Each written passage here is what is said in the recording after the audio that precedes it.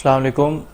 इस सेशन में हम सिलेक्शन टूल्स को डिस्कस करेंगे। ये हमारे पास 3 टूल्स यहाँ पर होते हैं। इसके अंदर भी कुछ टूल्स होते हैं लेकिन मेन ये 3 ही हैं जिन्हें हम सिलेक्शन टूल्स कहते हैं। इससे हम अपने जो वर्क स्पेस है उसमें कुछ एरिया को सिलेक्ट कर सकते हैं।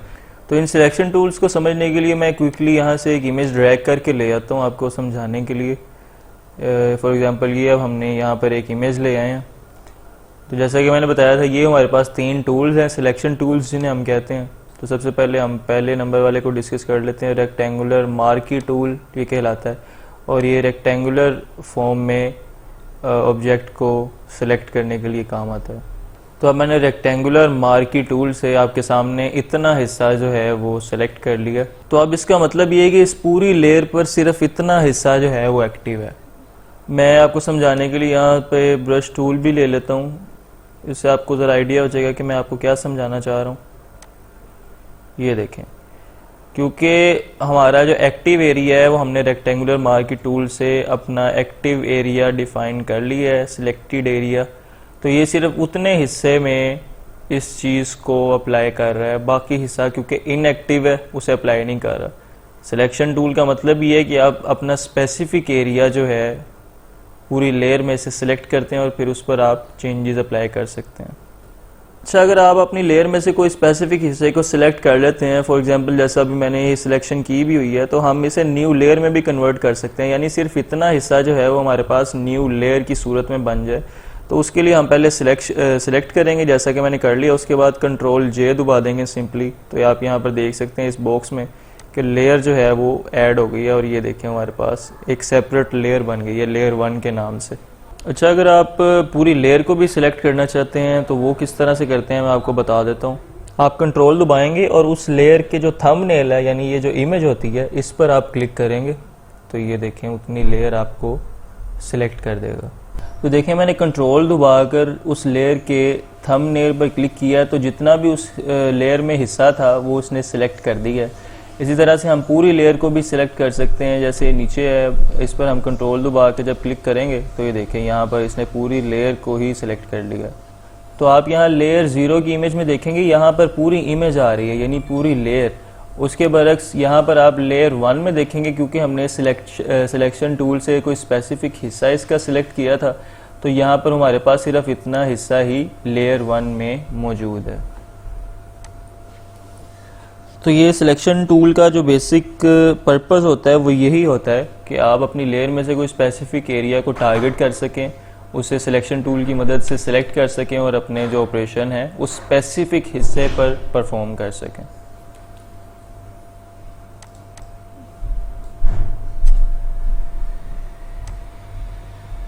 इसके बाद हमारे पास एलिप्टिकल मार्की टूल होता है यहाँ पर।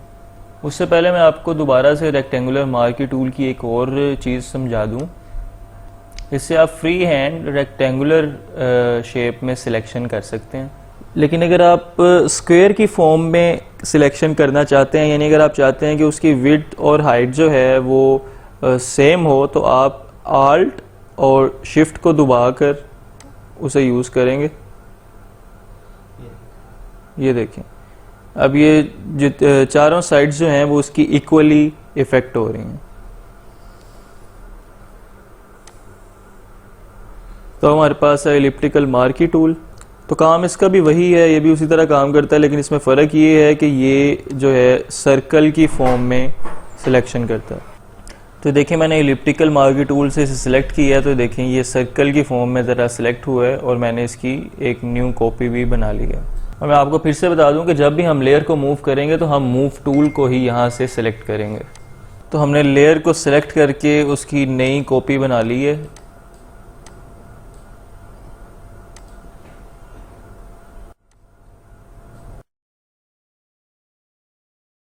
लेकिन अगर मैं लेयर का स्पेसिफिक हिस्सा यानी जिस तरह से अभी मैंने सिर्फ इतने हिस्से को सिलेक्ट किया है तो उसे मैं कॉपी बनाए बगैर यानी उस लेयर की उस हिस्से की जो हमने सिलेक्ट किया है उसकी कॉपी बनाए बगैर अगर मैं मूव करने की कोशिश करूंगा तो आप ये देखें ये उसी लेयर में से एक तरह से क्रॉप कर देगा उतने हिस्से को।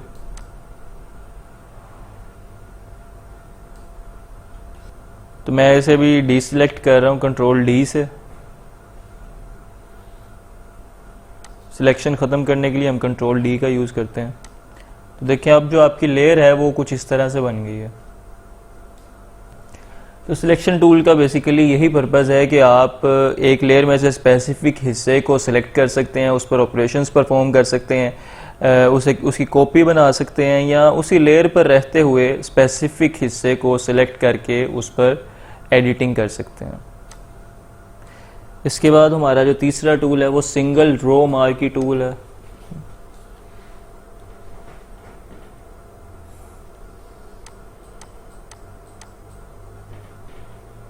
तो इससे सिर्फ एक पिक्सल की रो जो है वो सिलेक्ट होगी, यानी कि रो की शक्ल में सिलेक्ट करता है। अब ये देखें इतना हिस्सा सिलेक्ट है तो मैं इस पर कलर भी कर सकता हूँ। यहाँ से मैं इस पर अप्लाई करके आपको दिखा भी देता हूँ, आल्ट बैक स्पेस, और ये देखें सिर्फ उतना हिस्सा क्योंकि सिलेक्ट था तो सिर्फ उतने हिस्से ही पर इसने कलर को अप्लाई किया है। ये देखें। उसके बाद ये सिंगल कॉलम मार्क टूल है। ये भी उसी तरह रो की तरह, जैसे रो मतलब इसमें डिफरेंस यही है कि वो रो की शक्ल में सिलेक्शन करता है और ये कॉलम की शक्ल में सिलेक्शन करता है। इसमें मैं आपको कलर करके दिखा देता हूँ ताकि आपको पता चल जाए कि ये सिर्फ उतने स्पेसिफिक हिस्से ही पर सिलेक्शन एरिया पर ही अप्लाई हो रहा है इफेक्ट। ये देखें जो हमने सिलेक्शन की थी सिंगल कॉलम से, तो ये उस पर हम कलर वगैरह यहाँ से अप्लाई कर सकते हैं। तो ये सीधी सी बात है कि ये जो दोनों टूल हैं ये कोई इतना यूज़फुल नहीं है। अच्छा, ये टूल्स हमने देख लिए हैं और याद रहे कि इनमें हम शेप की डिफरेंट शेप्स की सूरत में सिलेक्शन करते थे, यानी रेक्टेंगुलर या ये सर्कल जो एलिप्टिकल होती है। तो अब हम नेक्स्ट टूल को देख लेते हैं। ये हमारे पास लासो टूल है।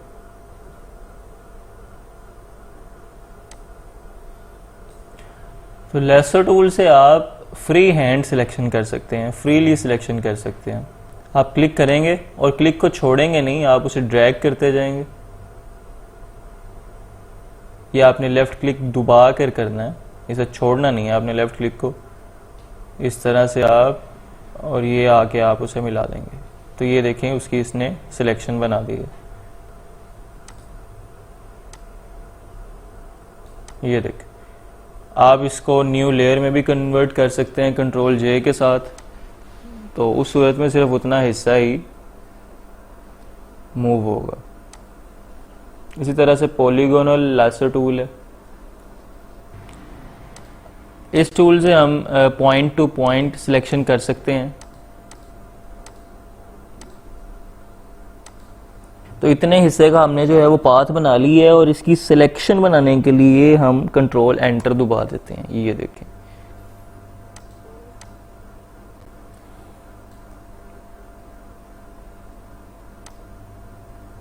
नेक्स्ट टूल हमारे पास है मैग्नेटिक लेसो टूल। तो मैग्नेटिक लेसो टूल कलर के हिसाब से आपकी सिलेक्शन करता है। तो देखिए जैसे कि मैं यहाँ पर क्लिक करता हूँ और क्लिक को छोड़ूंगा नहीं, उसे आगे ड्रैग करके लेकर जाऊंगा। तो देखें ये सिर्फ येलो हिस्से पर, येलो पार्ट जो है उसी पर सिलेक्शन कर रहा है क्योंकि ये कलर सेंसिटिव है, कलर के हिसाब से ये सिलेक्शन करता है। तो अब ये देखें इसी तरह मैं इसे आगे लेकर आ रहा हूँ तो इसका कलर क्योंकि ब्राउन है तो ये सिर्फ ब्राउन हिस्से को ही सिलेक्ट कर रहा है। इसी तरह ये ग्रीन है तो यानी ये कलर सेंसिटिव है, कलर को देखते हुए ये सिलेक्ट करता है।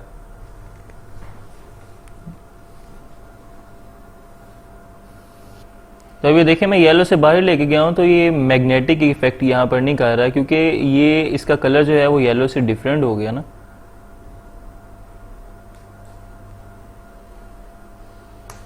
कंट्रोल एंटर से हम सिलेक्शन बनाते हैं और ये देखें इस तरह से। तो हम अपने आने वाले सेशंस में पेन टूल को भी डिस्कस करेंगे जो कि सिलेक्शन के लिए सबसे ज़्यादा यूज़ होने वाला टूल है। लेकिन अभी के लिए आप ये याद रखेंगे कि जो लेसो टूल है, मैग्नेटिक लेसो टूल, तो ये बेसिकली कलर पर बेस करता है सिलेक्शन के लिए। और आपकी पूरी लेयर में जो जिस ऑब्जेक्ट को आप सिलेक्ट करना चाह रहे हैं उसका कलर जो है ये उसे देखता है और उसके मुताबिक उसकी सिलेक्शन करता है।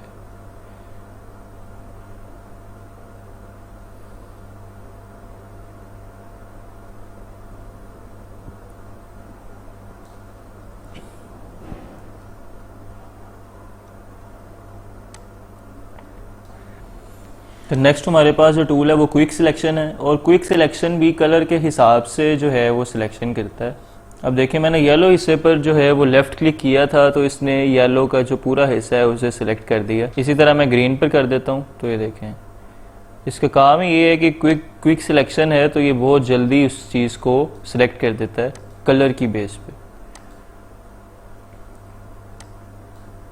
अब यहाँ से देखें ये इतना सा हिस्सा जो है बाहर निकला हुआ है, यानी एक्यूरेट नहीं है, तो हम इसे भी मॉडिफाई कर सकते हैं। यहाँ ऊपर आप देखेंगे सबट्रैक्ट फ्रॉम सिलेक्शन, इस पर करेंगे तो ये देखें इसने उसे मैनेज कर दिया। आप इस तरह से इसे मॉडिफाई भी कर सकते हैं।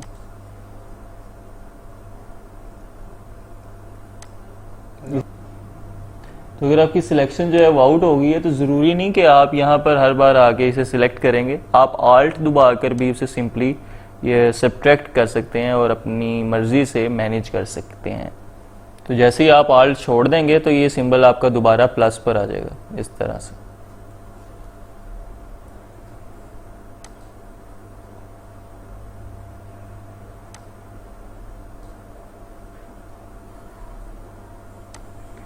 तो देखें ये इतना हिस्सा जो है वो सिलेक्ट हो गया। तो मज़ीद ये जो इसकी बैकग्राउंड से जो कलर आ रहा है आप इससे भी सिलेक्ट करके ख़त्म कर सकते हैं। देखें डिलीट का बटन दबाएंगे और ये देखें यहाँ से ये भी ख़त्म हो गया, और दोबारा से इसे कंट्रोल डी दबा कर डी सिलेक्ट कर देंगे।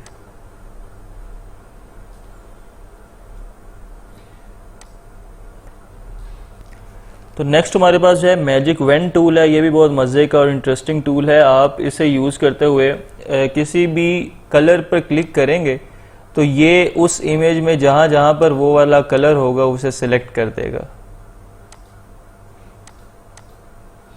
तो इसकी यहाँ पर टॉलरेंस भी दी गई है, तो आप इसे अपनी मर्ज़ी से जो है कम या ज़्यादा भी कर सकते हैं। जितनी आप टॉलरेंस रखेंगे उस हिसाब से सिलेक्ट करेगा। तो मैं इसका आपको मतलब भी ज़रा समझा देता हूँ ताकि आपको मज़ीद बेहतर तरीके से समझ आ जाए कि मैं आपको क्या समझाना चाह रहा हूँ।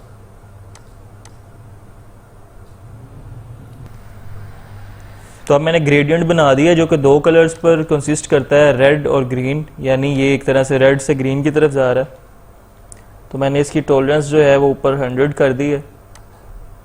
तो देखिए इसने रेड जो है वो कहाँ तक सेलेक्ट किया है, जहाँ जहाँ पे वो सॉलिड किस्म का रेड है वहाँ वहाँ तक इसने सेलेक्ट कर दिया। अगर मैं इसको 10 करता हूँ और अब करता हूँ तो आप ये देखें, तो देखिए यहाँ पर जब 10 करने के बाद मैंने इसे सिलेक्ट किया तो इसने जो जहाँ पर रेड की इंटेंसिटी बहुत ज़्यादा थी सिर्फ उतना हिस्सा इसने सेलेक्ट किया, बाकी छोड़ दिया।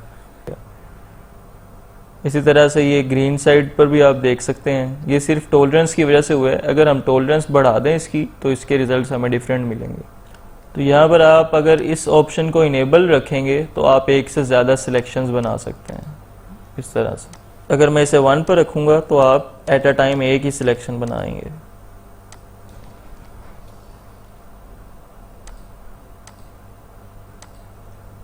ये देखें टॉलरेंस बढ़ाने की वजह से बेसिकली ये डिफरेंस आया है।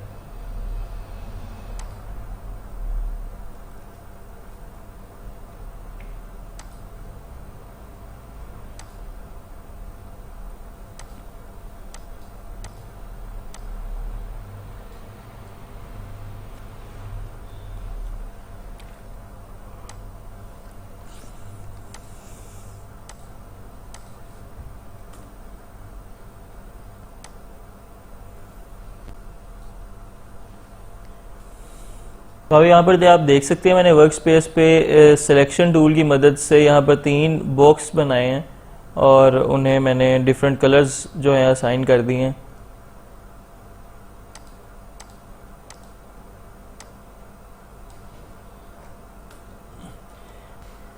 इसी तरह एक और मैंने यहाँ पर एक ऐड कर दी है। अब यहाँ पर मैंने मैजिक वेन टूल लिया है। अब मैं इस रेड को सिलेक्ट करता हूँ तो देखें इसने ये साथ वाला रेड है इसे भी सिलेक्ट कर लिया। हालांकि ये दोनों डिफरेंट एंटिटीज़ हैं, ये डिफरेंट हैं, आपस में मर्ज नहीं कर रहे, लेकिन क्योंकि ये मैंने आपको बताया था कि ये ज़रा कलर सेंसिटिव होता है और ये चेक करता है कि आप जिस हिस्से को यूज़र सिलेक्ट कर रहा है वो आपकी पूरी लेयर में कहीं और भी मौजूद है। अगर कहीं और होगा तो उसे भी सिलेक्ट कर लेगा, जिसकी एग्जांपल ये भी आपके सामने है। अगर आप चाहते हैं कि अगर ये कहीं ये वाला कलर कहीं और है और ये उसे सिलेक्ट ना करे, यानी जितना हिस्सा आप सिलेक्ट कर रहे हैं सिर्फ उतना ही करें, तो उसके लिए आप यहाँ पर कॉन्टिगुअस जो है इस बॉक्स को आप इनेबल कर देंगे और अब आप क्लिक करेंगे तो देखें इसने साथ वाले बॉक्स को सिलेक्ट नहीं किया, हालांकि उसका कलर सेम है।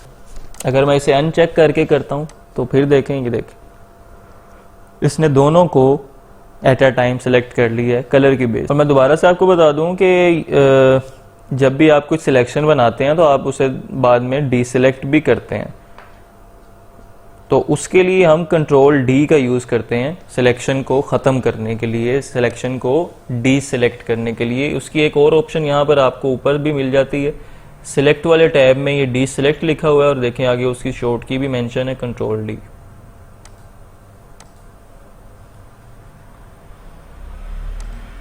अब मैं इतना हिस्सा ये जो ग्रीन वाला है उसे सिलेक्ट करूंगा।